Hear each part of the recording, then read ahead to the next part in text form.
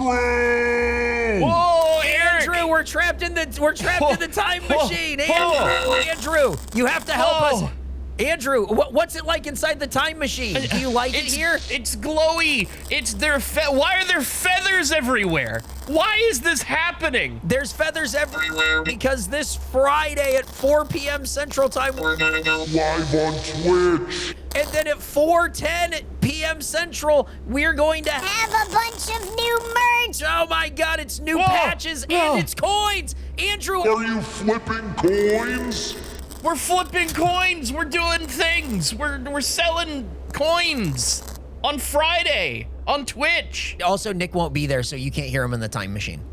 I think that was Nick. I couldn't tell though because of all the feathers. Why are there feathers here instead of coins? That would have made way more sense for what this is about. Twitch.tv/TheRegulationPod, 4 p.m. Central Time. 4:10. For all of the merch, Gavin, let him know. Hey guys, it's Geoff. I just showed up in the time machine. What'd I miss? Where's the coins are? Oh, it is recording. Hello. I'm quitting this company. Hello and welcome to another episode of the Regulation Podcast. This is episode 93. My name is Triggerman, and with me, as always, a colorful cast of characters. No, wait, I'm not Triggerman. I'm the Candyman. God damn it, I hate these.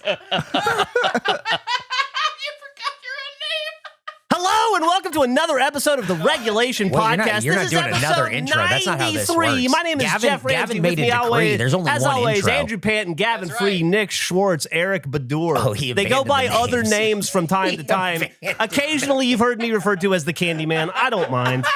How's everybody doing? Fantastic, Geoff. How are you? I'm good, Andrew. Although I will say, Eric threatened me this morning on the street before in pleasantries that it was not so pleasant. Whoa. He asked me, he said, did you deserve to live yesterday? And I said, as a matter of fact, I did. I've had a really good week. And he said, I'll make sure you feel differently tonight. Yeah, that's right. Oh, hey, Geoff, shit. can you give us about half an episode of stories? Go for it. Jesus Christ. Do you... Boy. Gavin, what has your wife told you about the trip we had together to Detroit over the weekend? She has told me like the first 5 words to so many moments, and I've just been like, need to, gotta save it for the podcast. Don't tell me anything. It sounds like I wasn't able to go on this trip. It sounds like it was fun, Yes. but you had an absolute mare almost every single day. It was fun, I think. Well, I'll say this. It was fun for everybody. I laughed more over that trip than I can remember laughing in a long time. Like, I think everybody had the time of their lives, and you were missed, believe me. But, and mostly because we felt bad that we were having so much fun without you. But for me specifically, there was more to it because I was dealing with all of the things that went wrong. And in true my life fashion, things went wrong every 8 seconds. It was, first off, the whole point of the trip was me and Meg and Emily and Bernie and Vanessa all went to Detroit for like 4 days. Emily and I went for a little bit longer. She wanted to spend some time with her family because it was Emily's 40th birthday. And we wanted to celebrate her however she wanted to be celebrated. And she wanted to go to Detroit badly and go to a Pistons game. And then I took her to see the traveling Phantom of the Opera at the Opera House there. And that was amazing. And we had a wonderful time. But she wanted to spend time with her friends as well. So you guys all very graciously flew up with us. And we rented this big house in Detroit, like a big old fancy Tudor mansion.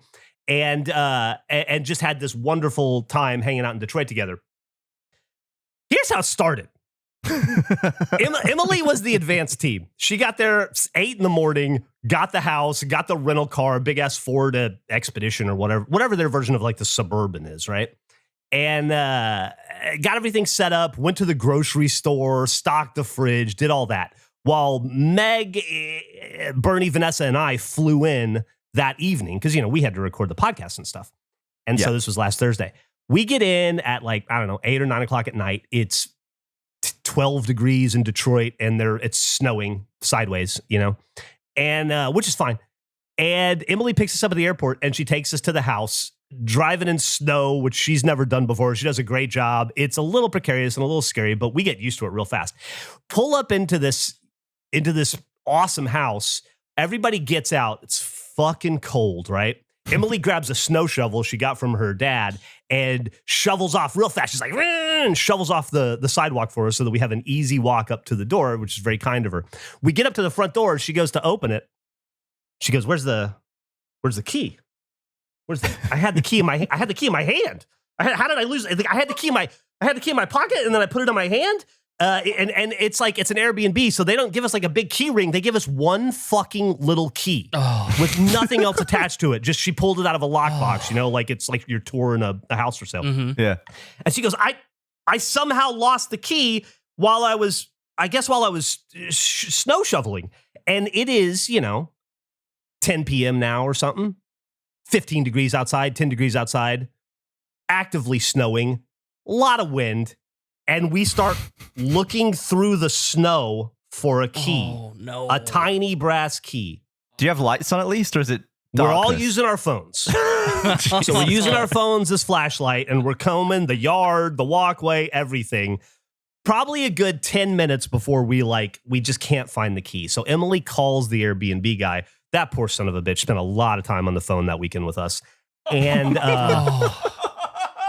calls the Airbnb guy, and he's like, well, there's no other key, but I can give you the code to get in through the garage. And we go, fuck, that's awesome. That's a great idea. So he gives us the code. We punch it in, and the guy goes, and doesn't fucking move. Try it again, doesn't move. Have to call the Airbnb guy back. He goes, oh, yeah, it's so cold outside. The garage is probably frozen. What you got to do is you try it like twice, and then it like locks down for like 5 minutes. And he said, if you just like try it enough times, eventually it'll unfreeze and you can get it up that way. So Emily then just starts trying to get the goddamn garage door open. We're another probably 15 minutes in, maybe 20, 25 minutes into the whole process.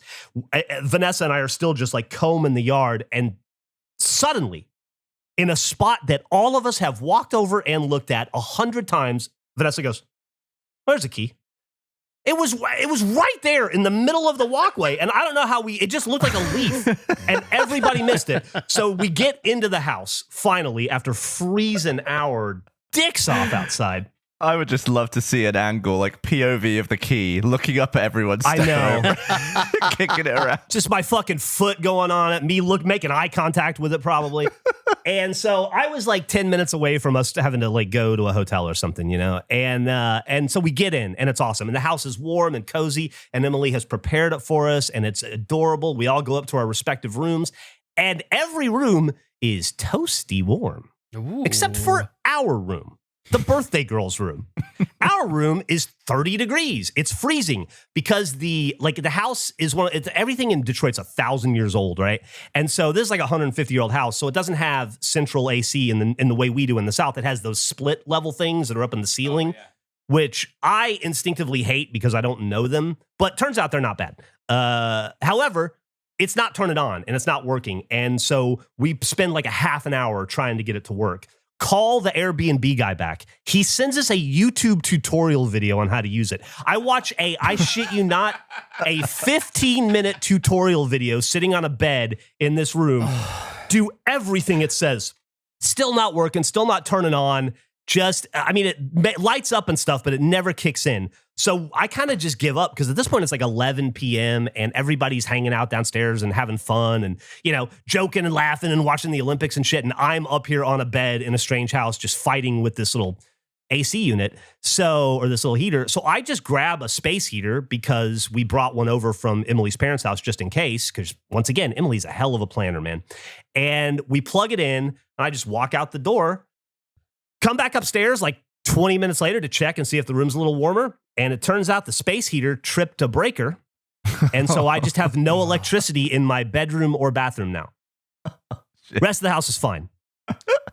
Go down into the basement, which is definitely a basement people have been tortured and murdered in. Like it's a labyrinth. It's 2,000 square foot basement with like hidey holes. And I'm sure there are hill people living in it while we're there. Like it just creepy and scary in every way you could imagine. Find the breaker box, Burn Dog and I do. Flip every breaker in the house. Poor Meg was trying to take a shower, I think. And we just kept turning the fucking power off on her. And flip every breaker in the house. Makes no difference. Cannot get the electricity back on. At this point, it's midnight. I can't call the Airbnb guy at midnight. So we just, luckily, because once again, Emily is a prepper, not like a doomsday prepper. Although if there was a doomsday, I'm sure she would be pretty quickly prepped for it. She bought and shipped to her parents' house an electric blanket just in case, because she gets cold. So we get an extension cord, because luckily the house is full of extension cords, honestly. And so we find an extension cord and we run an extension cord from the hallway into the bed, and then we huddle up under an electric blanket, and that's how we sleep for the night. While everybody else is like too hot because it's so toasty in the house, right? I'm surprised that didn't trip a breaker. Well, yeah, I guess not. It was fine in the hallway. So get up the next morning. The first thing I do, Emily is not happy. She did not sleep well. I slept great. But I go downstairs. I start tripping breakers again. Immediately fixes it. Come back upstairs. Everything's on. No idea why it didn't work last night. Didn't do anything differently this morning. I was just like, I don't know that electricity needs time. But apparently, this house just needed a little bit of time, right? So when you say you tripped the breaker, was one of them not actually? No, they were all physically. fine. Okay, weird. What if it was like a fuse or something? Like I don't know.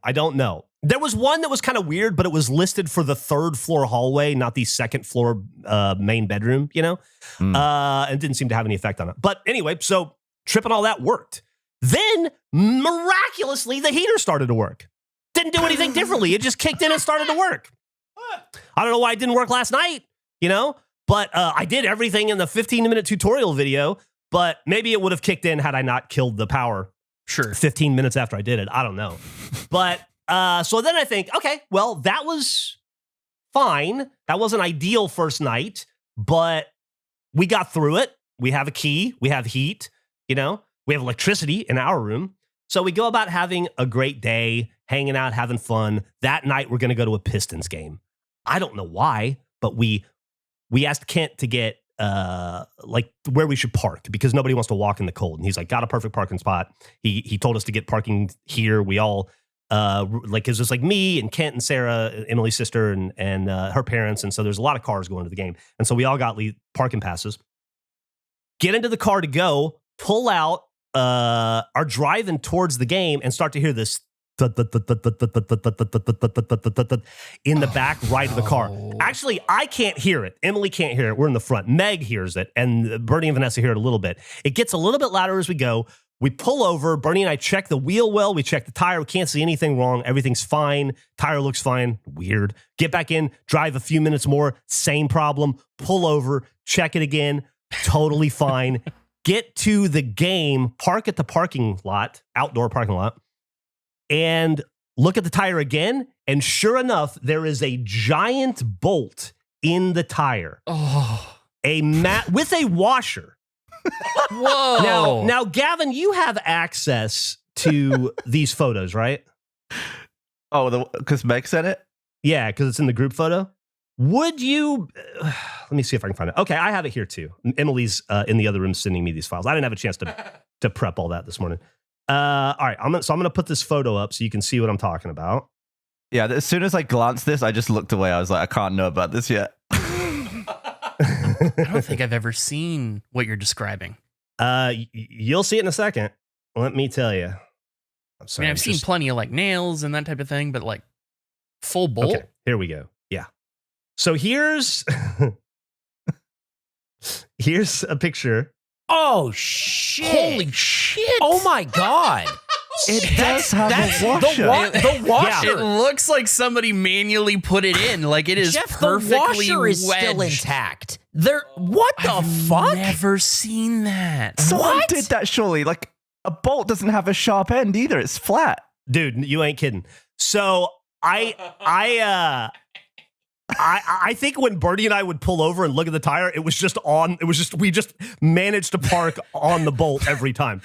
So now I'm like in this parking lot looking at this tire and realizing there's this giant fucking thing in it. And I go, but we got all the way here. It was like a 30-minute drive and we didn't lose any tire pressure.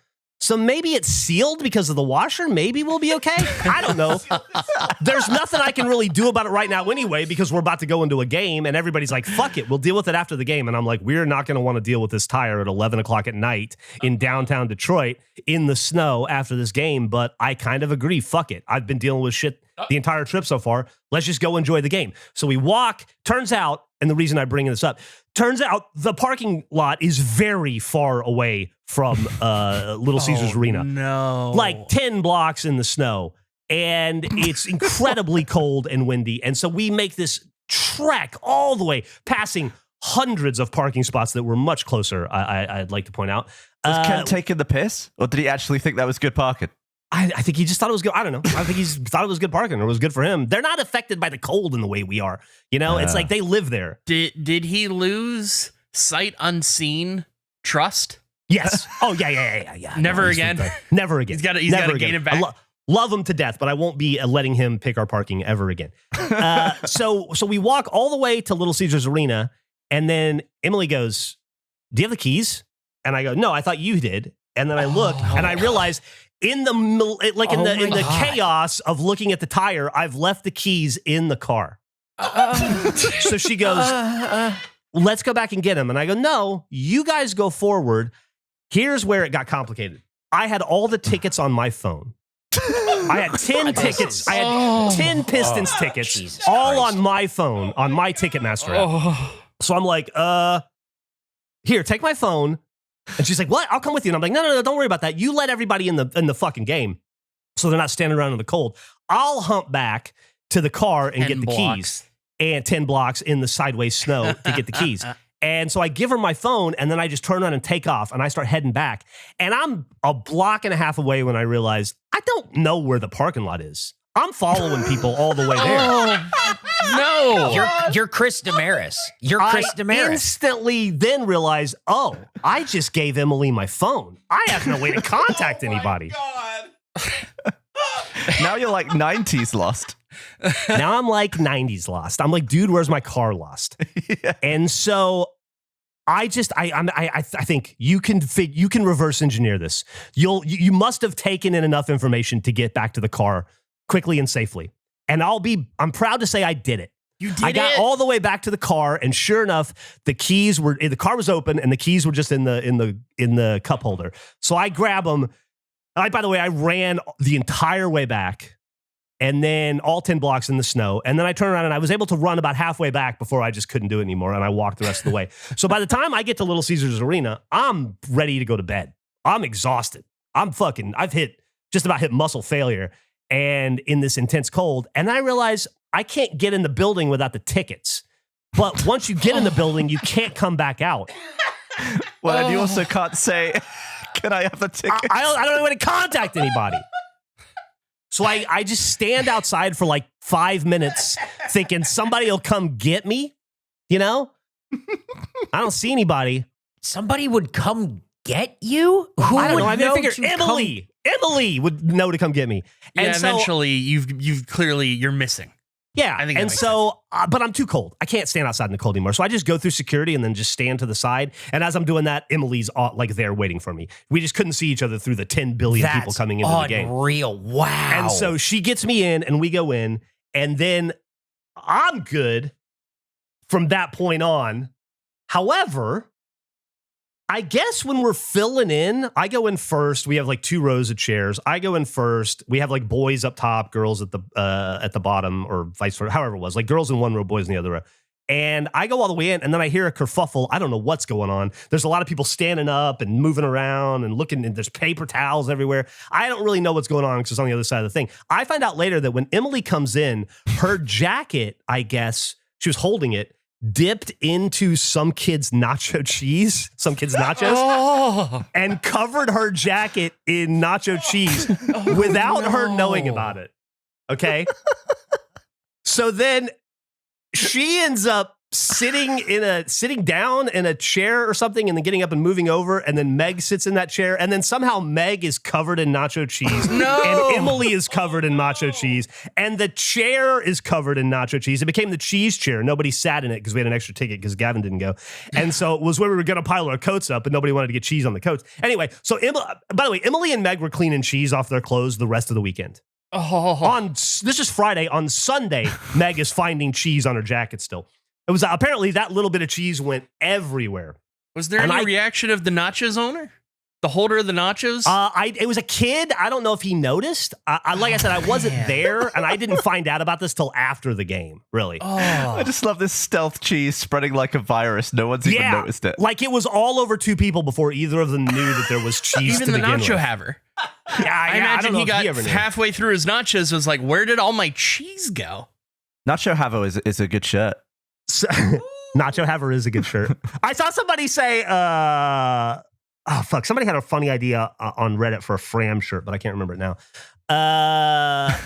So anyway, game's over. Pistons win, beat the Knicks. It was awesome. Everybody yelled at Jalen Brunson all night. It was really fun. And Get him. And yeah, we got him. And then they beat the shit out of the Celtics 2 days later, so we didn't get him enough, apparently. So then we get up and it's time to leave. Conditions outside have deteriorated. It takes us twice as long to get back to the car in the snow and the ice. It's colder, it's windier, it's worse. And as I'm getting closer to the car, I know I'm going to get to a car that has a problem I'm going to have to deal with, right? Oh, man.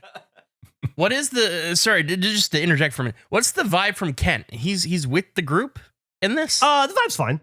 That, like I said, nobody else seems to have a problem. Like Kent and Sarah and those guys are like, yeah, it's cold. It's cold. We're fine. We're not wimps like you guys, you know? I feel like I know Kent quite well. I assume he's like smiling and shrugging at everyone's disdain for the walk. Probably something like that. Yeah. Oh, I'd be so uncomfortable. I'd feel so much guilt. If he did, it wasn't on display. I'm not sure it's ever been on display for that man.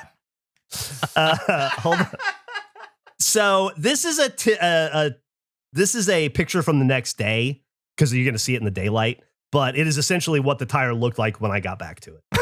So, it's get into so the tires fucked. flat. Tires It flat. does not get much flatter. It gets a little flatter. It gets a little flatter. God. Did you park it bolt down to try and stop some of the air coming out? No, I didn't think about that, but I should have. Because it had held pressure the entire 30-minute ride there or whatever, 25-minute ride there. So I get in the car and I'm like, it's mostly flat. We'll just limp to a gas station, put air in it, and get home. It's midnight. I'm not dealing with AAA or Hertz or whatever at midnight, right? Get into the car. It has 6 PSI. There's on the tire thing. And Jesus. and I'm like, yeah, it's not my car. Fuck it. We paid for the insurance, right? So we drive 2 miles an hour, which is fun, by the way, in post-game traffic. People fucking honking their horns and yelling and screaming and wanting to go home. There's 20,000 people trying to leave Little Caesars Arena, and we're going 4 miles an hour down the road on a flat tire. Get to the first gas station, go outside. Of course, it's a dollar machine to pump up the air. Nobody has cash. Thank God Meg or Emily, somebody goes in and gets us money, and Burn Dog and I stand outside. It takes what feels like a half an hour to fill this thing up, right? We get it up to about 36 PSI eventually. It took so long. You know, you put quarters in, the machine kicks on. It kicks on for 5 minutes, it turns off. We did 2 full rounds. It kicked off the second time before we got enough air. You're filling up a bucket with a hole in it. Yeah. Well, yeah, we are. I assume to get it to 36 PSI, that washer's got to be doing some work. It definitely was. So we get enough PSI in it, and then we drive it home. And by the time we get home, we're from 36 PSI down to, 27 or something. So I'm happy with that. We make it home. And then Emily and I are like, we'll just call Hertz in the morning, have them come out, take care of it. Easy peasy, no problem, right? Go to bed. Everything's fine. Get up the next day. Everybody's still eating breakfast and watching the Olympics. I'm outside with the AAA guy. Emily calls Hertz. Gross, Andrew. I'm outside with the say apologize or something. I'm outside with the AAA guy, and it takes him. He's actually pretty fast, but he's changing a tire. It's 10 degrees outside. Luckily, the Ford has a full-size spare. It's one of the ones that's under the car, so you have to go into the back, into the hatchback, and then open a bolt and it drops down. And so it has a full-size spare. He puts it on. He takes the original spare. I thought he would have put it back under the car, the original tire, and rolled it up, but I guess they don't do that. So he just and it's 8 degrees outside, so who am I to say? So he just throws it in the back where, the back of the hatch of the Expedition where we were going to put luggage and shit. and it just barely fits. By the way, these tires, have you ever picked up a tire on a Ford Expedition? It's about 60 pounds. It's fucking heavy. Those things are no fucking massive. joke. It took him and I to put it in the car. So he's like, you'll be fine. I'm like, okay, cool. And that's it. We're just have a spare tire now. Cold days, big goals, and no time to cook? Factor makes healthy eating easy with fully prepared meals designed by dietitians and crafted by chefs. So eat well without the planning or cooking, like me. Between recording, editing, and the kiddo, I don't always have time for lunch. So Factor really helps make that easy for me. Just this past week, I had some bison, pork, sausage, and cheesy potatoes served with roasted tomatoes and peppers. It was calorie smart, it tasted delicious, and it kept me on time. Factor is already made by chefs, designed by dietitians, and delivered to your door. You heat it for 2 minutes and eat. Head to factormeals.com/regulation50off and use code regulation50off to get 50% off and free breakfast for a year. What goes inside Factor? Lean proteins, colorful vegetables, whole food ingredients, healthy fats, the stuff you'd love to make if you had the time. No refined sugars, no artificial sweeteners, no refined seed oils. Factor fits your life, not someone else's plans. There's 100 rotating meals every week, from high protein to calorie smart, Mediterranean, GLP-1 support, and ready-to-eat salads, plus a new Muscle Pro collection for strength and recovery. So you pick what fits your goals. And what you actually get, always fresh, never frozen, ready in 2 minutes, no prep, no cleanup, no mental load. So head to factormeals.com/regulation50off and use code regulation50off to get 50% off and free breakfast for a year. Eat like a pro this month with Factor. New subscribers only. Varies by plan. One free breakfast item per box for 1 year while subscription is active. Thanks, Factor.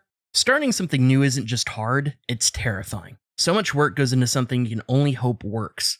No matter what you do, there's never a guarantee. And it can be hard to make that leap of faith. It's a beyond terrifying thing, but I think it's always worth it to bet on yourself. It also helps when you have a partner like Shopify on your side. Shopify is the commerce platform behind millions of businesses worldwide, and 10% of all e-commerce in the US. It ranges from giants like Mattel or Heinz to brands just getting started. No matter where you are in the evolution of your business, you are covered. With Shopify, you have access to their design studio, providing you with hundreds of ready-to-use templates to build your online store. Shopify is loaded with helpful AI tools, allowing you to accelerate the process of things like product descriptions, page headlines, and even enhance your product photography. Shopify allows you to easily create email and social media campaigns wherever your customers are. It's like you have a full marketing team behind you. And on top of all that, Shopify is your commerce expert with world-class expertise from managing inventory to international shipping to processing returns and beyond. As a business owner who uses Shopify, I don't want to imagine navigating those things without it. What I love about Shopify is no matter how big you want to grow, Shopify gives you everything you need to take control and take your business to the next level. Or even if you're happy with the level you're at, it's just a relief as a business owner to know that you are in great hands. It's time to turn those what ifs into with Shopify today. Sign up for your $1 per month trial and start selling today at shopify.com/regulation. Go to shopify.com/regulation. That's shopify.com/regulation. The next day, I can't remember. No, it was later that day. I realized I have to go get Emily's birthday cake. So it's her 40th birthday. I wanted to do something very special for her. She loves these fucking penguins on TikTok. There's a pink one and a blue one, and they're in love. And they have these little cartoons. I think they're called Pudgy Penguins, maybe, where they're like cute little relationship TikToks. Mm-hmm. And the penguins are adorable. So I found this cake shop. They're kind of famous now because they did, I don't know if you guys remember when Amon-Ra St Brown scored a touchdown last year, and then he did that thing where he stood on his head and his feet were up in the air. Vertical cake? They made that vertical cake of him like that like 7-foot cake. I hired those people to make this cake. Oh, wow. And so it ended up being, I don't know, Detroit, right? So it ended up being 45 minutes away from where I was in Detroit.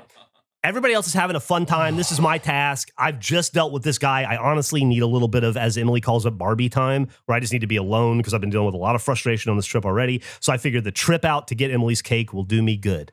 So I get into the newly fixed car. I strike out 45 minutes. I get to the cake shop. The girls are like, "Oh, you're that guy." And I'm like, "Well, what does that mean?" And then they pull out the cake. It takes 2 of them to pull out the cake. This cake is fucking massive, dude. You can see the pictures. Man. I don't know if you have seen the pictures on Instagram. Let me see if I can attach one here. So it's like a long cake. Are we talking a vertical kind of cake? What are we? I'll show you right here. That's it.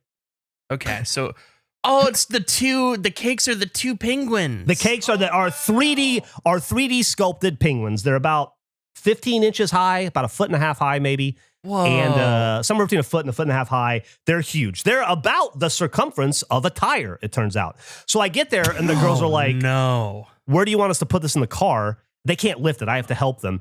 And we have to take it out on a cart. The boxes, you can imagine the box that they come in.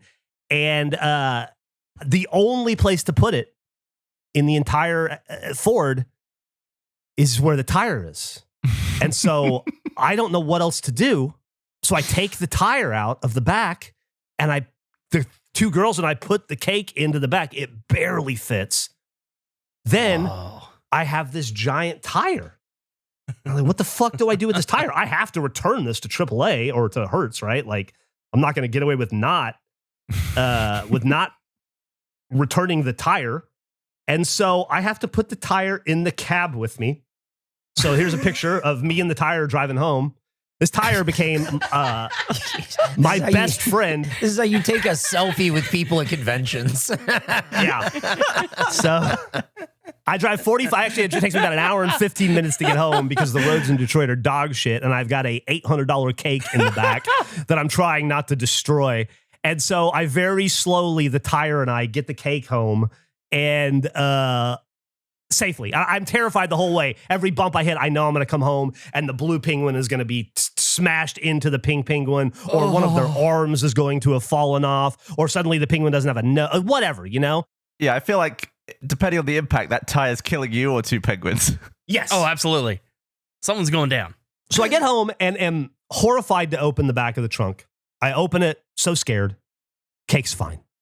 Nothing wrong with it. Survived impeccably. You can't, this cake could survive a nuclear war. This is a tough fucking cake. I'm no longer worried about the cake. That goes incredibly well. I'm so fucking happy that the cake is safe. So then I go in and we have to like prep for the party. I brought a bunch of streamers and a happy birthday sign and a bunch of stuff. And then Megan and Vanessa went out and got a bunch of stuff as well. And then we're just like waiting for Emily to go to bed so we can decorate the goddamn house for her party. And she doesn't go to bed till 1 a.m. And we're like, please go to bed. And finally she does. So then we get together and I'd wrapped all the presents before I left. I brought a whole suitcase just with wrapped presents, but I didn't want to put bows and stuff on until I got here because I figured that would get all fucked up, right? And so I sit down at 1 a.m. and I start finishing the wrapping on her presents. I bring a hot glue gun, I bring tape, I bring scissors, I bring 30 different kinds of ribbon. I bought a bunch of fake flowers and I cut them and I hot glue them and I make these little bouquets on the presents. And it takes me about an hour to do all that while they're decorating. And then as I'm putting the presents in on the table, I realize somehow I don't have two presents.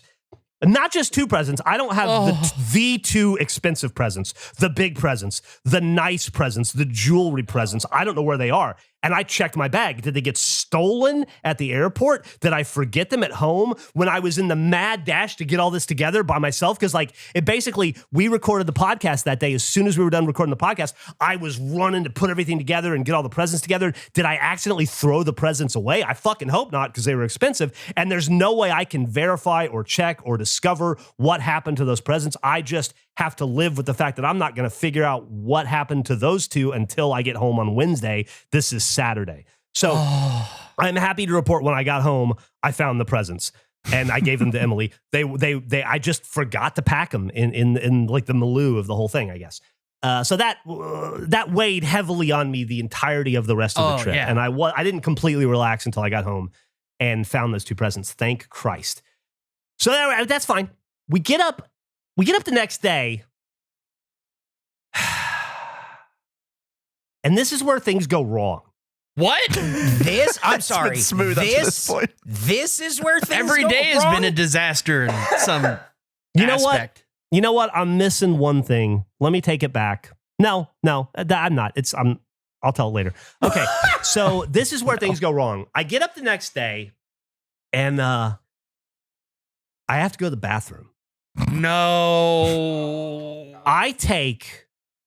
Listen, I have a disease, right? I have diverticulosis. We know about my condition. We know that I take Miralax every day. We know that I haven't taken a solid shit in a decade, right? Like that's a well-documented thing. I basically poop out of my butt every day of my life. It's like a Jackson Pollock painting. So I don't have to worry about clogging toilets. I don't make enough mass to clog a toilet. Oh, no. Yeah. So I take what's for me a very, very normal shit. Just a fine shit. And I go to flush in my upstairs bathroom and the toilet clogs. No. I don't know how, Oh, because I basically just peed brown water into it. oh God. And so I go I look around. I'm a little trying to figure out how to tell this without being too gross. I look around and I can't find a plunger. No. So I go to I go to Bernie and Vanessa's room. They don't have one. I go to Meg. Meg's like, yeah, I got a plunger. So she gives me this plunger. Have you wiped already, by the way? Yeah, I'm clean. I wiped. Thank God. That's the toilet paper that clogged the damn thing up, I guess. Okay. I take the plunger and I go in and I start to plunge. And I go about like that, right? And this toilet is sitting, just imagine it's in the back right corner against a wall, and immediately to the left of it, like 6 inches, is a stand-up shower. And it's one of those stand-up showers that you just walk into. It's 3-walled and it's tiled. It's kind of small. It's very old. And then there's no glass front. There's just a curtain you pull shut, right? And the curtain's open because, I don't know, I took a shower.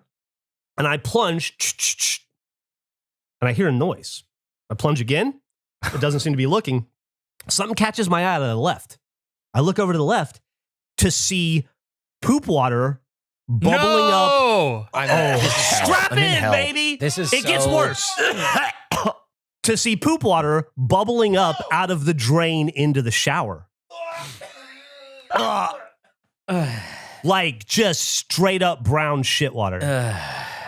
And that intensifies my plunging.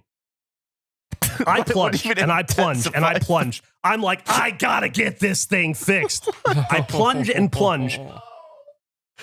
Every time I plunge, it makes the shower worse. So I eventually have to stop when the shower has 3 inches of standing poop Oh water. my God. Now I have not. I have. For everybody's sake, I have not taken photos of any of this. Thank God. Thank you. I didn't want to make you guys suffer through that. I did. There is one photo I'll show you, but it's going to be fine. Okay. I don't know what to do. I've got standing shit water in our shower. The bathroom smells like shit. There's a toilet full of shit water and a bathtub or a shower full of standing shit water. I could see little particles of my poop floating around in the floor of the shower. This is miserable. Nobody else has any idea.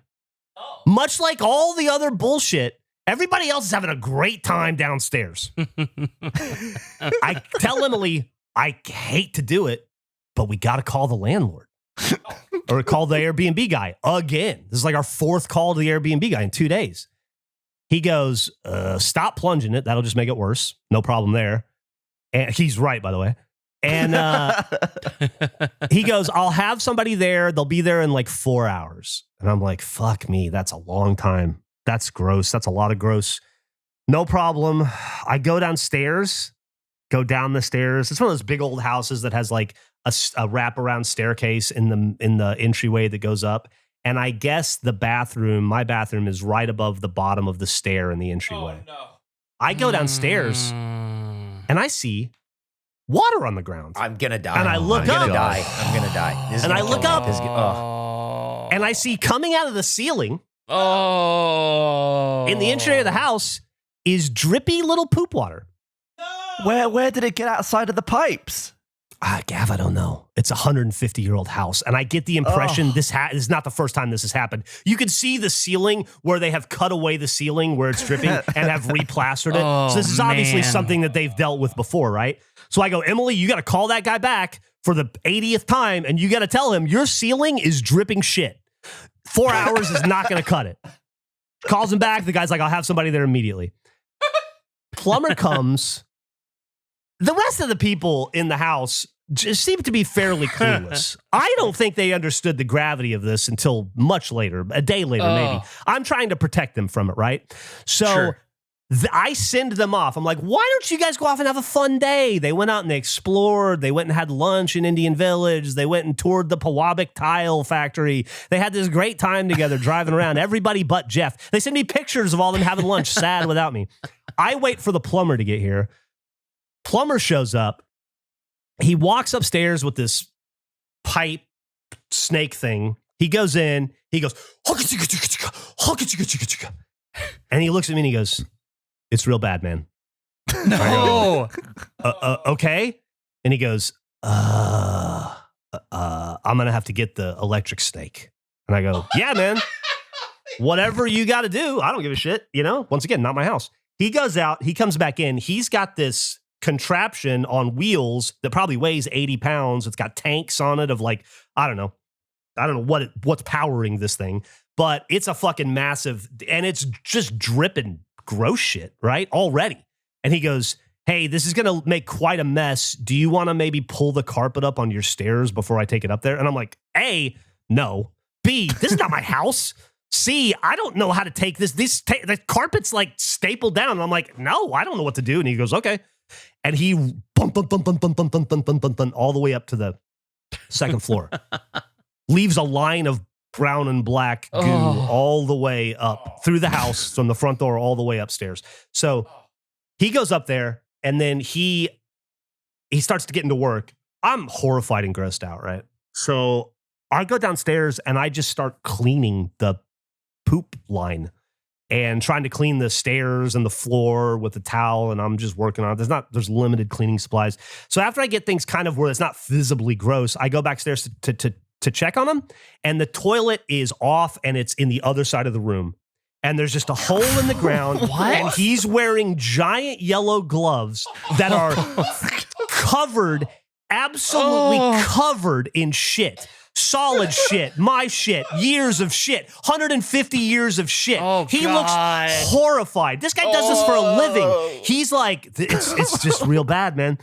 And then eventually he takes off one of the gloves and he has to call his boss. And he's on the phone with him for like 15 minutes trying to get advice or whatever. And he's like, and it's like, and he takes one look and he's like, I need to call a supervisor. And I'm just like, hanging out in there as much as I can, but I'm also trying not to throw up and get in his way and stuff. And then he's like, all right, I'm going to be able to fix it. And he's like, I'm sorry about the mess. And I'm like, yeah, no worries, I guess. And so I go back downstairs and I clean for a little bit longer. I come back upstairs. Well, I go back downstairs for a little bit longer. And then the walls start to vibrate. What? And let me send you this. I hope this isn't going to be too powerful. I took a video. Yeah, I'm going to try the house first, but if it's too powerful, I'll put it on Slack. I have been, just so you guys know, I've had the volume so low on Geoff telling this story that it's just barely audible because it feels like I have to be so far away from everything that he's explaining. It's just chopping me down from the inside. This is brutal, Geoff. I'm trying to evaluate. I think of all the trips you've taken and talked about, I think this is the one I'd least like to be on. Yeah, I was from your perspective. Up until the start of this podcast, I was so bummed I wasn't there. Once again, this is how good the trip was. None of this takes away from the trip to me. I still view the trip as one of the best trips I've been on. Geoff, sounds like the house is haunted. I would tend to agree. Guys, the fun was so much fun that it was more fun than this. And I'd also like to point out, if any of you were on the trip with me, like Gavin, if you'd come, you wouldn't have experienced any of this.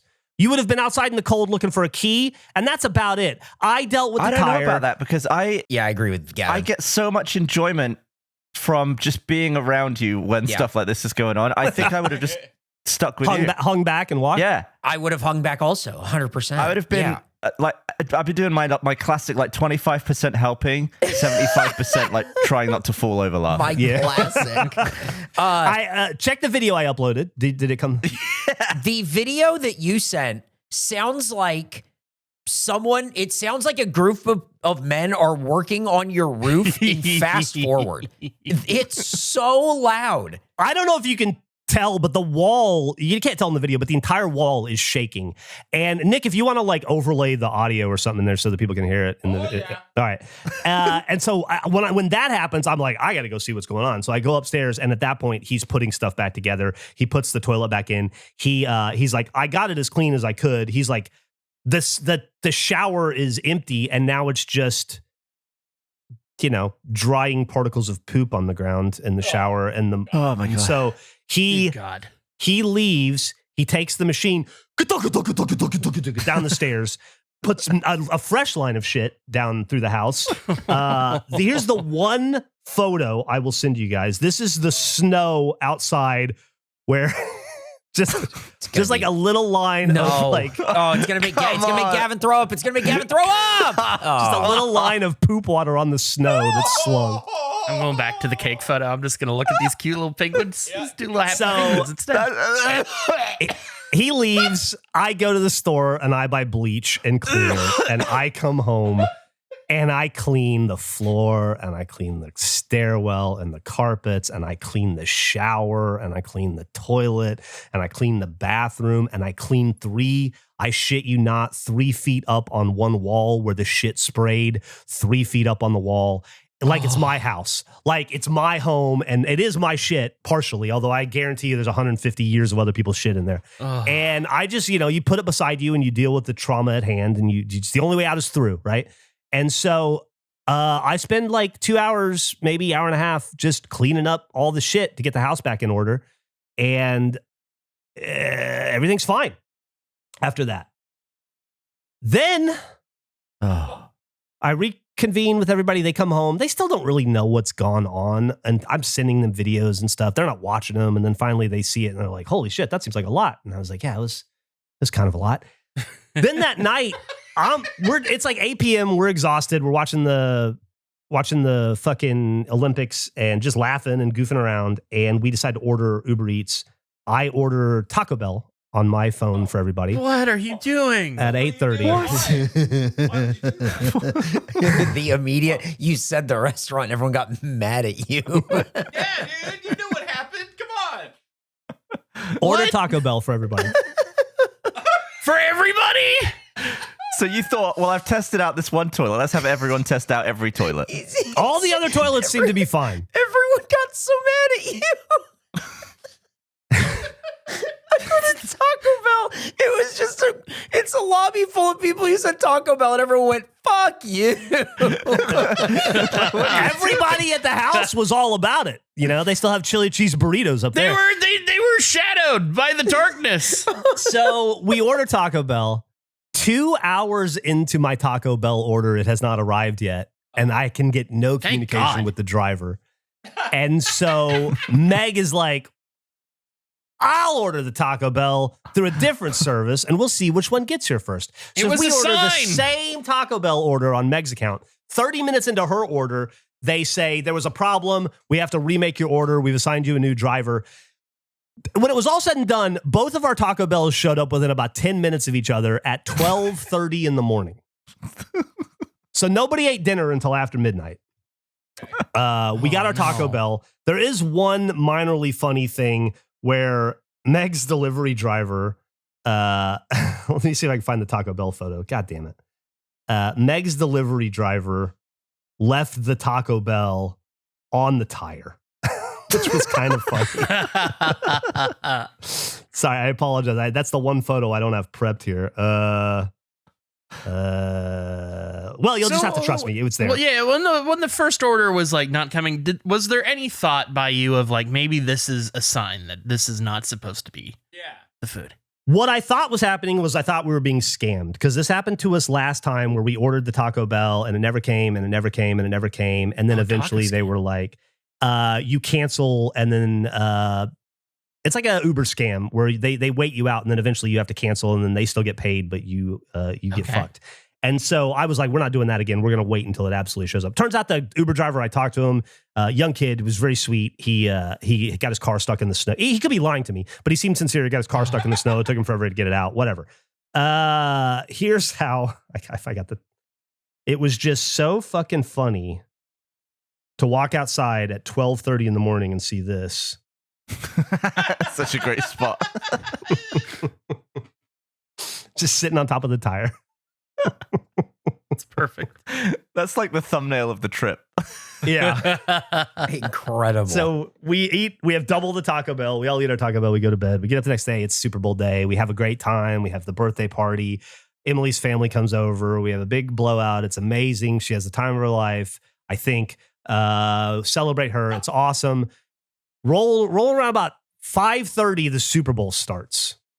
We sit down to watch it. Nobody really gives a shit about the Super Bowl, but Emily goes, I want to eat Benihana. And we're like, I'm like, oh, okay. So we all get in the car and we drive during the Super Bowl to Benihana, which I don't know when the last time you went. I'm not a fan of Benihana. I like the little onion volcano thing they do. Yeah. It has gone down significantly since I was last there. Almost inedible, the food. But we go to Benihana. We all sit down. We get this like kind of young dude who, I don't know, he's like maybe in his early 30s. And he's doing his best, right? But it's a messy affair. None of the tricks work quite like you think they should. He does the thing where, and I'm like the person that wants to be there the least because I don't like a performance with my food and I don't like that kind of food. And so I'm like, yeah, okay, I order some chicken or whatever. And I'm the guy, you know how they flip the shrimp in your mouth?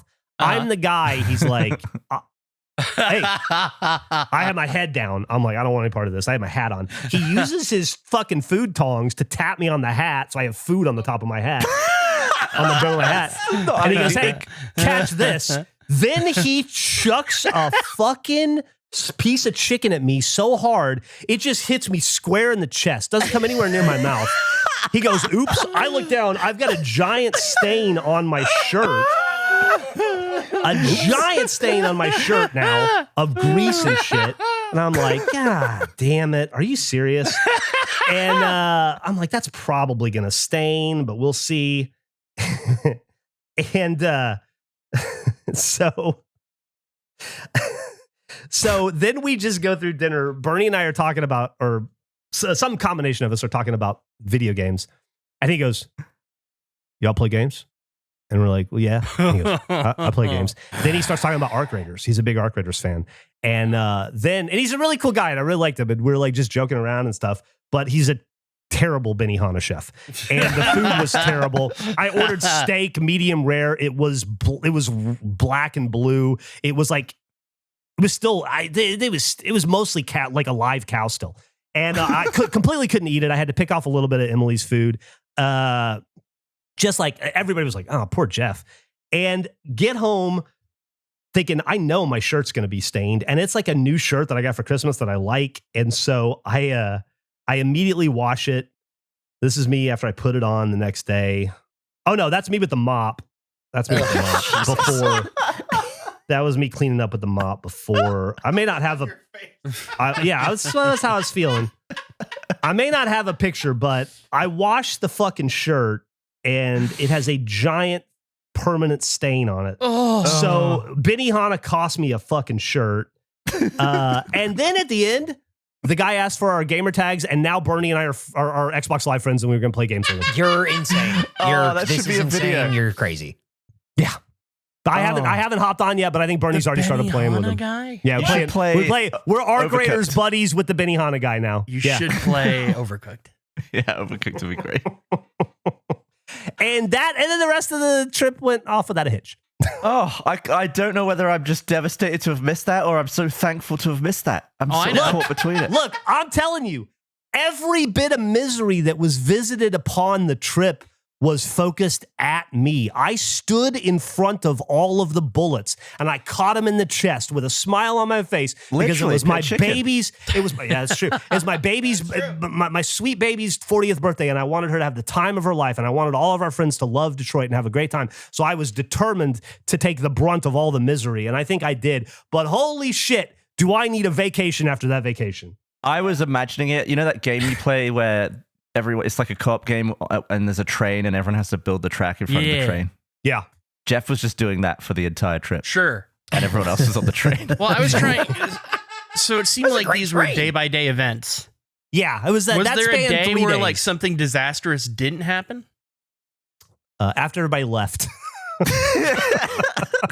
Monday and Tuesday were great. Monday, Tuesday, fantastic. But even within those days, you were still stressed because of the gifts.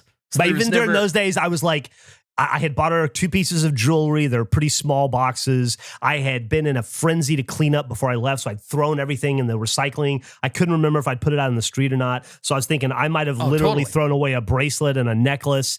And there's no way for me to know until I get home. So I was still miserable in that front the entire time. You've lost your keys like 6 times by this point in the trip. Yeah. Like it seems very reasonable that you've also lost this. Yeah, no, it's true. Yeah, as I get older, I get more forgettable too, and I make mistakes that I didn't used to make. So I thought there was a really good chance that I had thrown away those gifts. And At so any point, I was. did you start looking for a necklace in the snow? No, I didn't. But yeah, the Phantom of the Opera was great. Everything else was great. We had a wonderful time. I had a wonderful time regardless. But I was busy most of the trip trying to deflect the shit bullets so that they didn't hit anybody else. I mean, looking at some of these photos, I think you should be thankful for the order that they occurred in. Like, at least you weren't looking for the key in the shit snow. That's true. That's true. Jesus Christ. Oh. Bloody hell. So when's your next trip? Phenomenal. Yeah, right. Where are you going?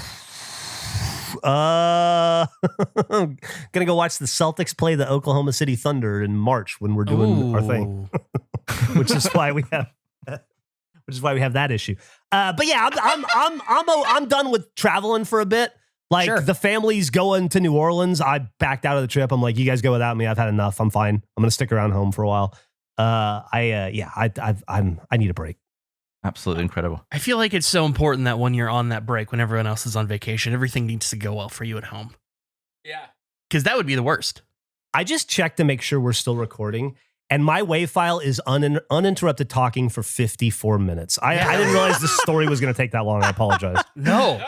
Oh, you gave amazing details. That of was this it was wonderful, riveting, terrible trip. riveting in a terrible way. Yeah, exactly. Yeah, I Some feel like nice I've gone little through penguins. so many emotions. I almost threw up on like my 4th gag. It was incredible. I came pretty close to throwing up a few times. Yeah, it was not How good. did you serve the penguins out of curiosity? Cut their You heads cut off. into both of them?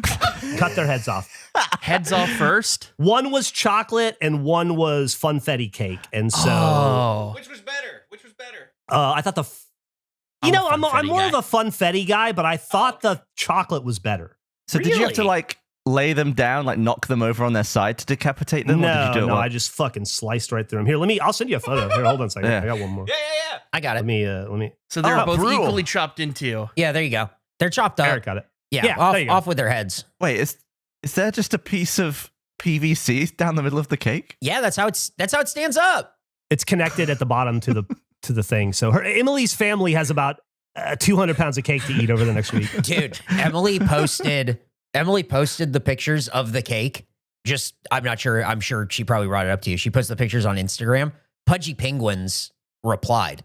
The actual Pudgy Penguins account replied. Hilarious. Did they mention the decapitation? They Yes. said, "Oh no, my head, what did you do?"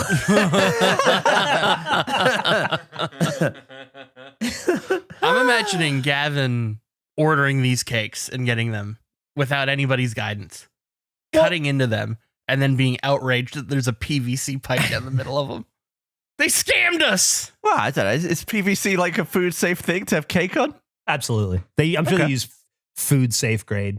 I don't know that anyone could have handled the situations that you were in at all, Geoff. I was just thinking, like Andrew just said, like, oh, imagine Gavin getting the cakes. And that made me imagine Gavin having to go and get the cakes And it's like, well, none of us would have survived any of this. Like, there's no shot. It was just, this is all meant for you, unfortunately.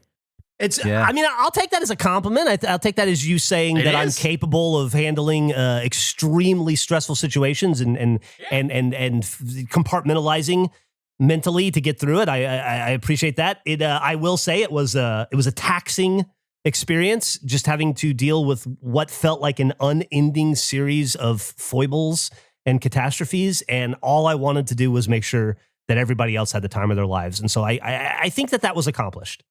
Was the cake before the plumbing issue? After. See, you could have given some PVC. Wait. I got the cake before the poop, but we didn't cut into it until after. I see. Oh, so maybe the part he needed was in the fridge.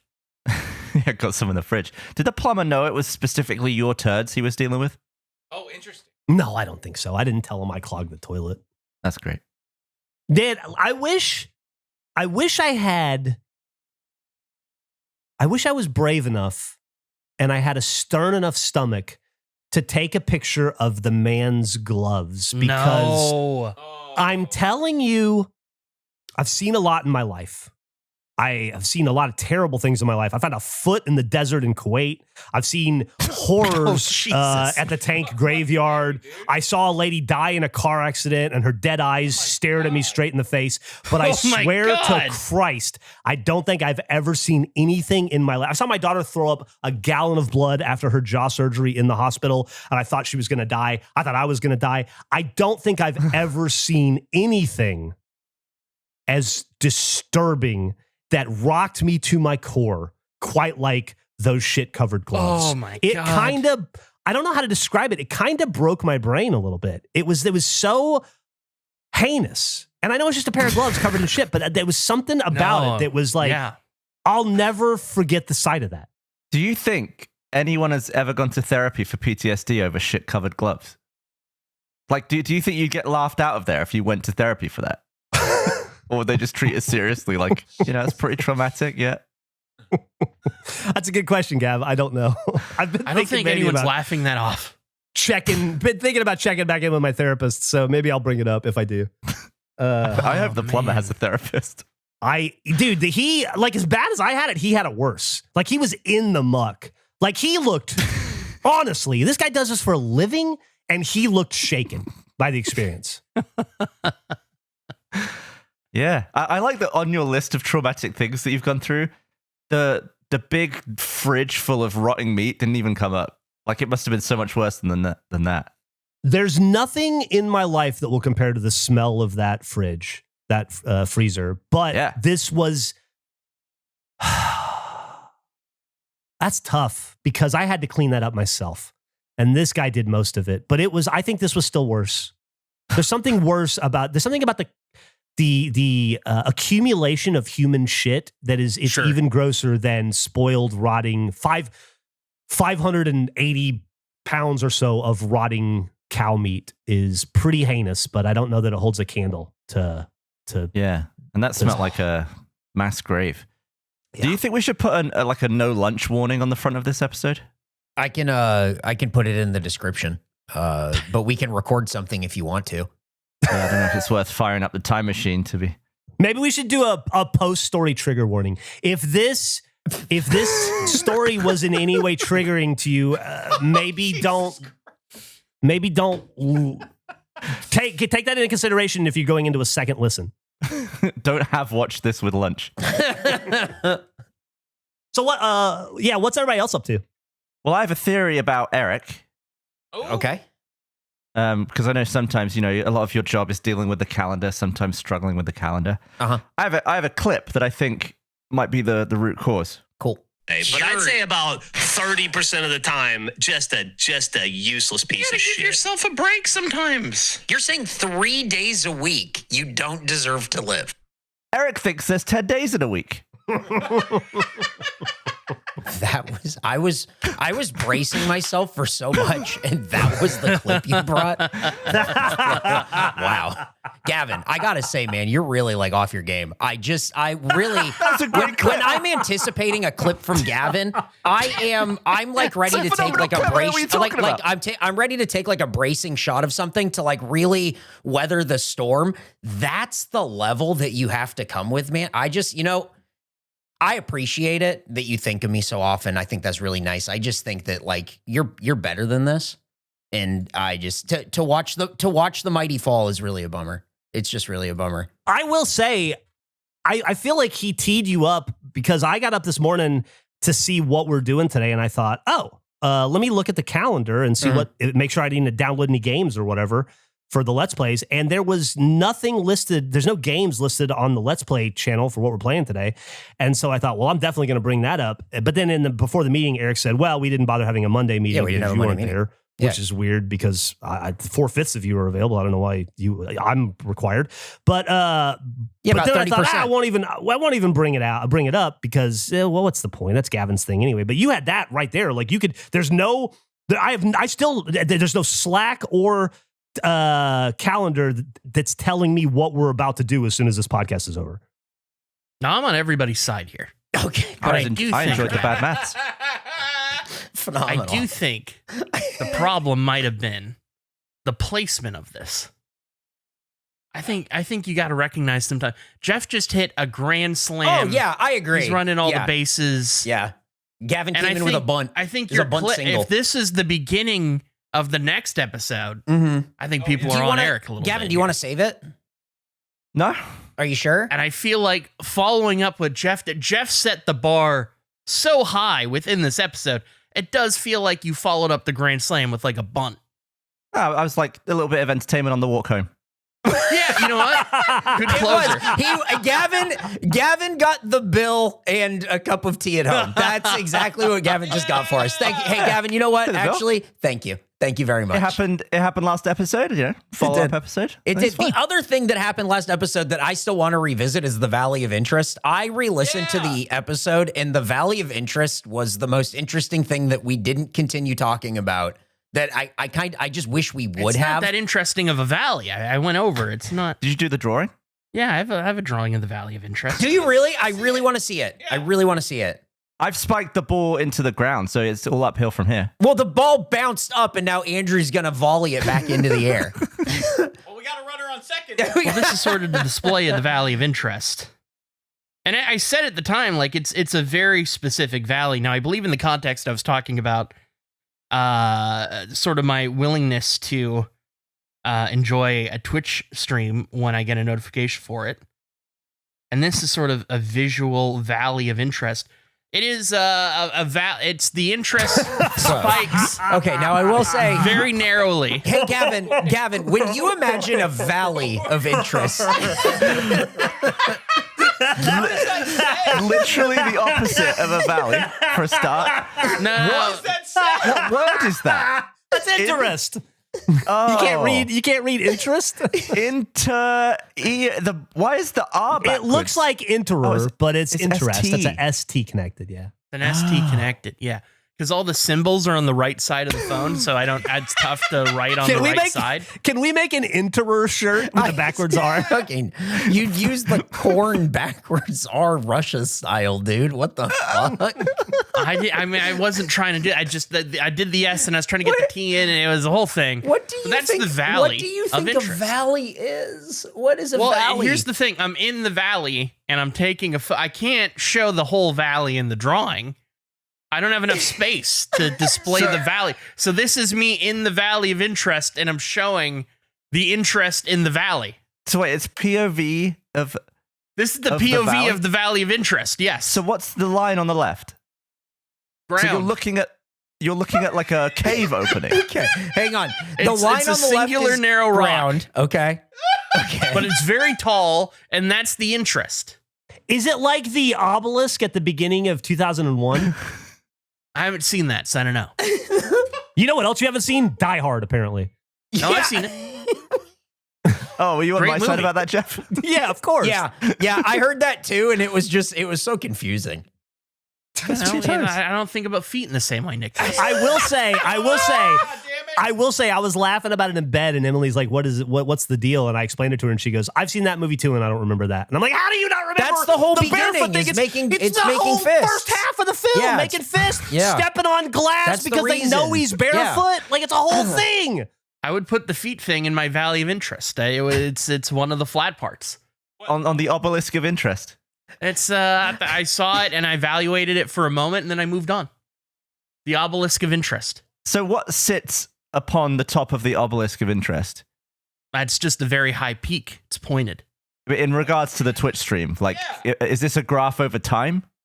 Oh, good question. Graph over time. What are you showing? What is it? Okay. So the base where it starts going up, that's the notification that somebody is live.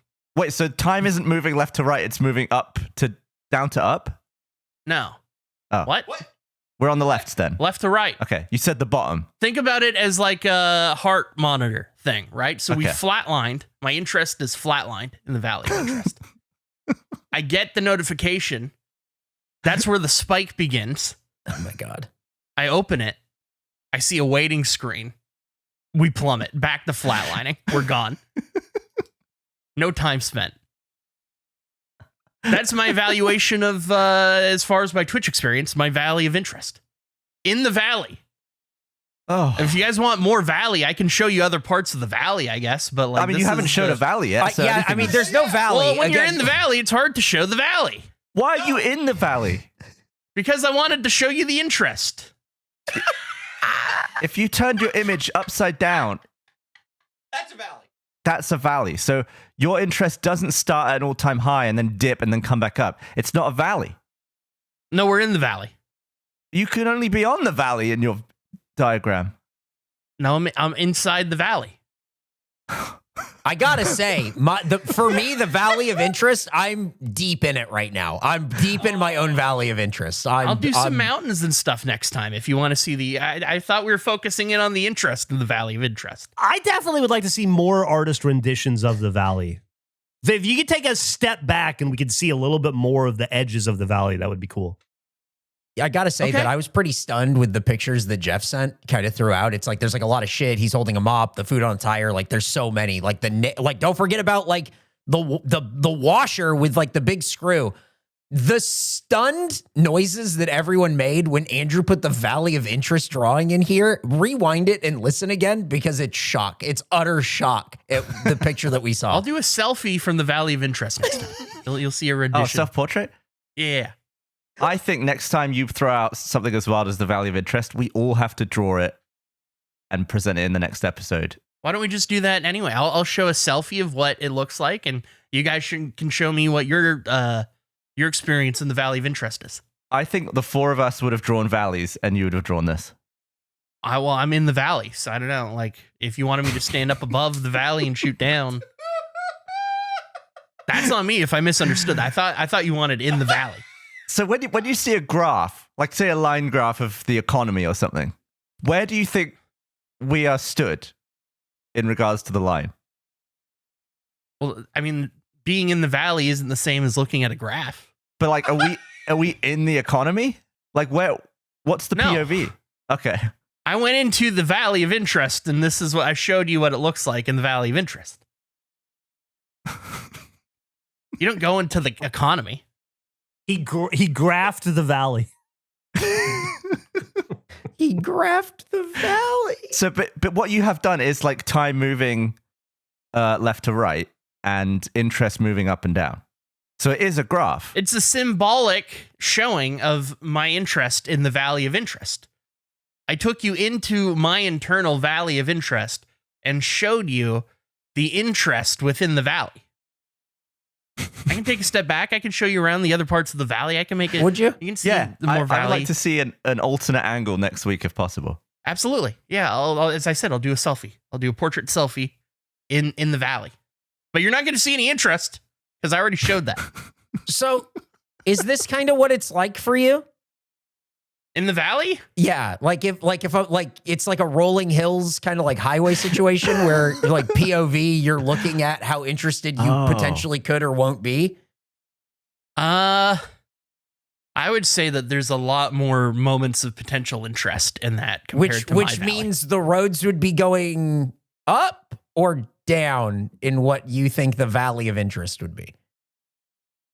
It would be one very steep road. Okay, so could it potentially be something like this? Yeah. That's a better representation. But how is that better? Because you have to drive back down the road, so you're going to come towards us again. Well, either way, it's a pretty big spike. You got to go up elevation regardless of the way you approach it. That's the basic science. That's basic science, Gavin. I just love these visuals. I've got some visuals that I would like to present to Andrew. Mm-hmm. Okay. Because you were trying to describe the way you sit in your chair last week. And the first question I asked was, are you sat on the front and it's tipping you forwards? And you said yes. And then you sort of described it as though you're actually sat on the back, sitting backwards. And then you made it sound like your ass was actually on the back of the chair. So I was wondering if you could pick from some of these images.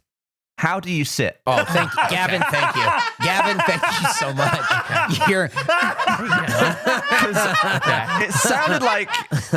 It sounded like you were describing number 2, but then at the end it sounded like you were maybe describing number 4, and I don't understand what you're doing in the chair. Before you answer, let the audience, audio audience know Gavin has sent us a picture, 4 photos of him sitting in a chair profile.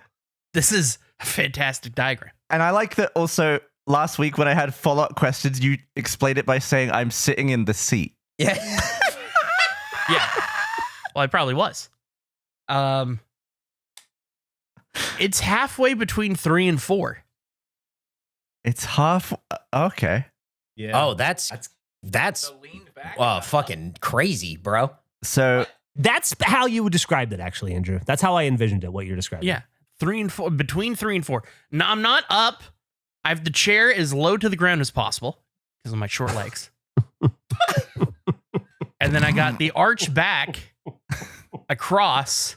So, like, imagine you pull the legs down in 4, Gavin, and slightly lower your back, and that's what we're doing. I don't know what to do about this episode's thumbnail. There's too much. There's too many. I like it felt like it was a slam dunk for thumbnails, like pretty like early. But dude, the photos just kept coming, and it's hard to choose, dude. I don't understand how between 3 and 4 it's anything like a dunk tank chair. Surely number 2 is the closest to dunk tank. Well, the dunk tank chair is when it's broken. So like between 3 and 4 is turning into a 2? Or it's tipping you back? Let me evaluate.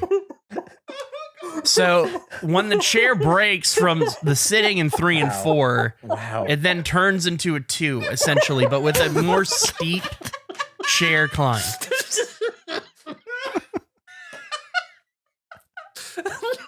So imagine the seat in 2 is downward like a dunk tank chair. That's the seating position. That's why I needed to get a new chair, because it's not sustainable. Because if you sat on the chair portion, you just slide right down the front. You slide. It's like you're in a squat. You're an assisted squat, and you can only do that so long. It's not comfy. So have you fixed it? Yeah, have a new chair. It's just a brand new chair. Okay. Brand new chair. How would you say you're sitting on that chair? You know what? I'm sitting like photo 1 in this chair so far. Like normal style? Okay. Normal style sit. Way to go. Looks comfortable. And what number chair is this since the beginning of Face? I'd have to genuinely think about that. That's such a great question. I wish we'd like broken off a bit of each chair and we could frame each one in our office. Maybe the 5th one we've heard about? I think so. Yeah. I mean, some of them are. The Herman Miller was broken upon arrival. But surely you just didn't read it. You just didn't do it right. And No, the bolt shot out of the Herman Miller. Well, it's under warranty when you broke it, surely. Well, it's a weird thing where like it was sent to me by someone. And it was a whole, and I could fix it. Like it was clear how to fix it, and then the fix stopped working.